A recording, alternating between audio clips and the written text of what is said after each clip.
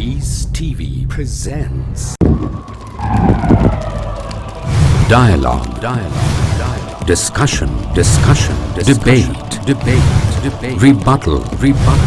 Conclusion. এখানে আমি একটা কথা বলবো যে পুলিশের উচিত হবে ইন্ডিয়ার বিভিন্ন ধর্মের রীতিনীতিগুলো জানা। আর আমি যখনই সুযোগ পাই গত বেশ কয়েক বছরে আমি অনেক অমুসলিম পুলিশ অফিসারের সাথে কথা বলেছি। সিনিয়র পুলিশ অফিসার বোম্বে, বেঙ্গালুরুরে, ইন্ডিয়ার আরো অনেক শহরে।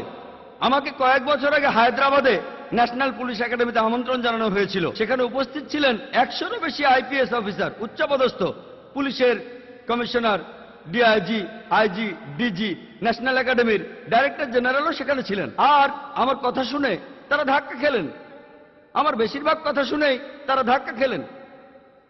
বিভিন্ন ধর্মের রীতিনীতি সম্পর্কে সবারই কিছু জানা উচিত। চিন্তা করেন, আমি যদি এখন মহাভারত আর গীতার শ্লোকগুলি পেছনের কারণ ছাড়া বলি তাহলে এখানে একটা রায়ট বেঁধে যাবে। অন্য ধর্মগুলোকেও আমাদের বুঝতে হবে।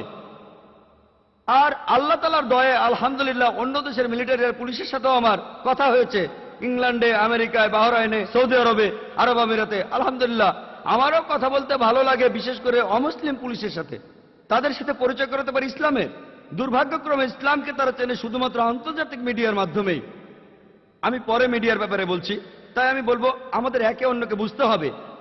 আমাকে এর আগে অনেক অ্যাডভোকেটই বলেছেন, আর আজকে জাস্টিস সুরেশও বললেন যে শয়ে শয়ে মুসলমানদের অ্যারেস্ট করা হয়েছে, আটক রাখা হয়েছে, তাদের উপর মানসিক নির্যাতন হয়েছে, তাদের উপর হয়েছে শারীরিক নির্যাতন। অ্যাডভোকেটরা আমাকে বললেন যে তাদের মক্কেল জাস্টিস সুরেশও বললেন যে তাদের উপর নির্যাতন হয়েছে, তাদেরকে এমন কাগজে সই করতে হয়েছে যে কথা তারা মানে না, এমনকি সাদা কাগজও। যদি আপনারা জানেন যে কারা অপরাধী, কয়েকজনকে আলাদা করুন, তাদের ধরুন। যদি প্রমাণ হয় তারা এটা করেছে, শাস্তি দিন। আমরা এটার বিপক্ষে না। তবে যদি হাজার হাজার নিরীহ মুসলিমকে অ্যারেস্ট করেন, আপনারা কি বোঝাতে যাচ্ছেন? চিন্তা করুন, 10 জন সন্ত্রাসীকে ধরার জন্য আপনি 1000 নিরীহ মুসলিমকে যদি অ্যারেস্ট করে হয়রানি করেন, আপনারা ওই 10 জন সন্ত্রাসীকে ধরতে পারেন বা না পারেন, এটা নিশ্চিত যে আপনারা অনেক সন্ত্রাসী বানালেন।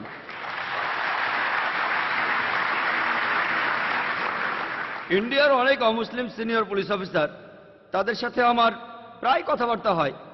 আর বোম্বের একজন পুলিশ অফিসার একদিন বললেন, জাকির ভাই, ডাক্তার জাকির নায়েক, আমি খুব খুশি হব যদি আপনি লেকচার দেন হিন্দি আর উর্দুতে। আপনার লেকচার সবাই বুঝতে পারবে ইন্ডিয়াতে। তখন বলিনি, এই কয়েক বছর আগে আমি বলা শুরু করেছি। ইন্ডিয়ার বিভিন্ন জায়গায় অনেক অমুসলিম আর সিনিয়র পুলিশ অফিসার তারা আমাকে বলেছে, আর তারাও জানে আল্লাহর অসীম দয়ায় আমার লেকচার শোনার জন্য হাজার হাজার লাখে লাখে মানুষ আসে।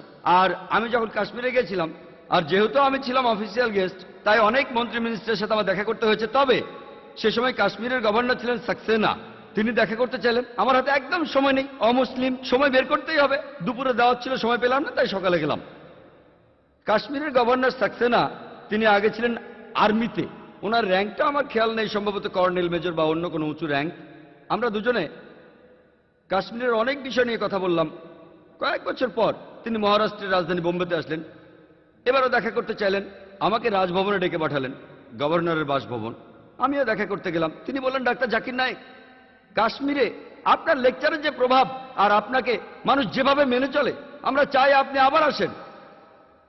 আমরা চাই আপনি কাশ্মীরে টেলিভিশনে অনুষ্ঠান করেন, রেডিওতে অনুষ্ঠান করেন। তখন আমি প্রশ্ন করলাম, আপনার কি মনে হয় আমার লেকচারে কোনো কাজ হবে? আমি জানি যে এমন কোনো আয়াত নেই পবিত্র কোরআনে যেখানে নিরীহ মানুষ হত্যা করাকে সমর্থন করা হয়েছে। এমনকি হযরত মুহাম্মদ সাল্লাল্লাহু আলাইহি ওয়াসাল্লামের কোনো হাদিস হয়ে কথা বলা হয়নি যে আপনি নিরীহ মানুষ মারতে পারেন। এমনকি আপনার উপর যারা অবিচার করে সেই ধর্মের হলেও না। এটা আমি জানি, আমি বলতেও পারবো। কিন্তু এর পাশাপাশি অনেক নিরীহ মুসলমান প্রায় হয়রানির শিকার হচ্ছে। পুলিশ আমাদের বলছে যে এই সব কিছুর পেছনে রয়েছে LET, লস্করে তৈয়বা। তর্কের খাতিরে আমি এটা মেনে নিলাম। আর পুলিশ এই কথাই বলছে যে স্থানীয় লোকজন এটার সাথে জড়িত আছে, না হলে এই বোমা বিস্ফোরণগুলো হতোই না। এটাও মেনে নিলাম। চিন্তা করেন, সবাই যদি লস্করে তৈয়বার সাথে জড়িত থাকে, আর আপনি যদি হাজারটা মানুষ ধরে জিজ্ঞাসাবাদ করেন, তারা সঙ্গে সঙ্গে নতুন রিক্রুট পাবে। সঙ্গে সঙ্গে তাদের উপর অত্যাচার করেন, সঙ্গে সঙ্গে রিক্রুট। এমনকি পুলিশও লস্করে তৈয়বাকে হেল্প করছে। দয়া করে আমাকে ভুল বুঝবেন না। আমি চাই না আমাকে ভুল বুঝলে হয়তো আমাকে অ্যারেস্ট করতে আসবেন আপনারা। আপনারা কি বোঝাতে চাচ্ছেন? চিন্তা করুন, ধরুন আমি মেনে নিলাম যে আপনার অনুমানটাই ঠিক, লস্করে তয়বার সাথে জড়িত আর স্থানীয় লোকজনও আছে, কিন্তু আপনাদের উচিত মুসলমানদের কিছুটা বিশ্বাস করা। কিন্তু এভাবে হাজার হাজার মুসলিমকে এক জায়গায় জড়ো করা, আমরা জানি, আমরা বুঝি যে অপরাধীদের ধরাটা খুবই কঠিন। বিশেষ করে এই বিস্ফোরণটা ঘটানো হয়েছে নিখুঁতভাবে, একেবারে নির্ভুলভাবে। এর পেছনে দক্ষ লোক ছিল। পুলিশের ভাষ্য অনুযায়ী আমরা জানি এটা খুবই কঠিন, আপনাদের অবস্থা বুঝতে পারি, কিন্তু তার অর্থ এই না জিজ্ঞাসাবাদ করার জন্য আপনারা কিছু নিরীহ মানুষকে ধরেন, মেনে নিলাম। কিন্তু হাজার হাজার, আপনারা এখানে কি বোঝাচ্ছেন? আপনার কি মনে হয় আমার লেকচারে কাজ হবে? খুব বেশি হলে আমার কথাগুলো শুনবে 2-3%, 5%, তার বেশি না। আমাদেরকে এই সমস্যার সমাধান করতে হবে। এখানে মূল কারণটা কি? আর পুলিশের উচিত হবে মানুষের বিশ্বাস অর্জন করা। যদি এই বিশ্বাসটা না থাকে তাহলে তারা কিভাবে সন্ত্রাস ঠেকাবে? যদি আপনি শ্রদ্ধা পেতে চান, অন্যকে শ্রদ্ধা করুন। তবে অনেক ভালো পুলিশ অফিসাররা আছেন, আমার অনেক বন্ধু অ্যাডভোকেট আর লয়ার, তারা আমাকে বলেছেন যে ভালো পুলিশ অফিসাররা আছে যারা মানুষ বিপদে পড়লে সাহায্য করেছে। কিছু কিছু পুলিশ অফিসার আসলেই খুব ভালো, মানুষ বিপদে পড়লে সাহায্য করেছে, কিন্তু সাধারণভাবে আপনার দাঁড়িয়ে আছে, দাঁড়িয়ে রেখেছেন কেন? আপনি প্যান্ট পরেছেন গোড়ালির উপরে, এভাবে করেছেন কেন? মাথায় টুপি আছে, যেন এরকম কোনো একটা নিয়ম আছে যে সন্ত্রাসীদের দাড়ি থাকতে হবে আর তারা প্যান্ট পরবে গোড়ালির উপরে, মাথায় টুপি। তাহলে তো আমি 1 নম্বর সন্ত্রাসী, এই যে প্যান্ট পরে গোড়ালির উপরে, আমার মাথায় টুপি, মুখে দাড়ি। আপনারা কি বোঝাতে যাচ্ছেন? আপনাদের আসলে জানতে হবে, ইসলাম ধর্মটাকে আপনাদের বুঝতে হবে। এজন্যই ঐতিহাসিক উইলিয়াম ডারলিংপল আমেরিকার সরকারকে বলেছিলেন, আপনারা ইসলাম সম্পর্কে জানেন না। জর্জ বুশ ইসলাম সম্পর্কে কিছুই জানেন না।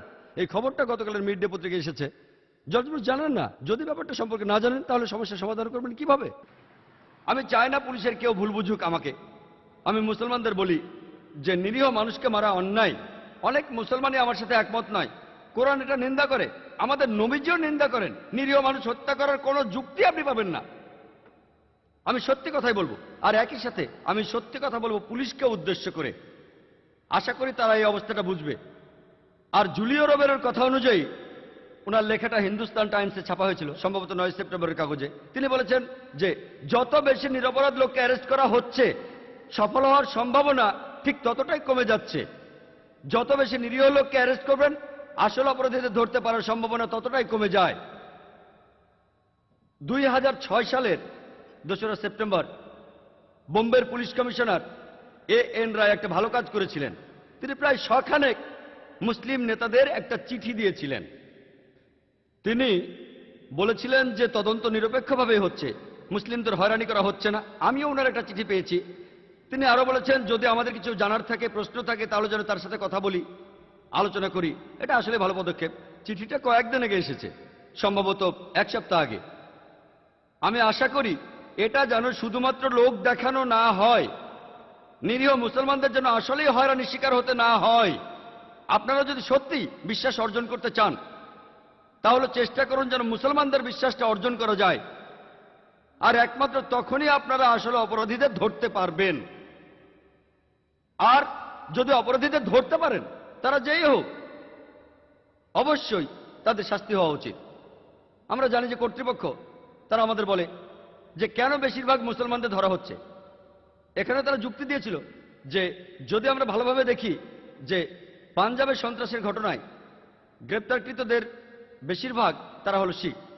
উলফার ক্ষেত্রে আসামে বেশিরভাগ লোক হিন্দু, তামিলনাড়ুতে এলটিটিই তারাও হিন্দু, আর একইভাবে বোম্বেতে, কারণ আমরা বেশিরভাগ মনে করি যে এখানে পাকিস্তান আর কাশ্মীর আছে, তারা হবে মুসলিম।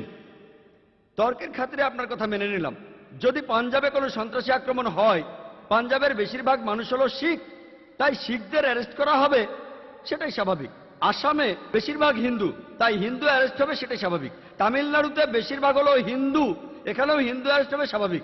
বোম্বে, এখানে বেশিরভাগ মানুষ কি মুসলমান, মুসলমানরা এখানে সংখ্যালঘু, তাহলে তাদের কেন অ্যারেস্ট করা হচ্ছে?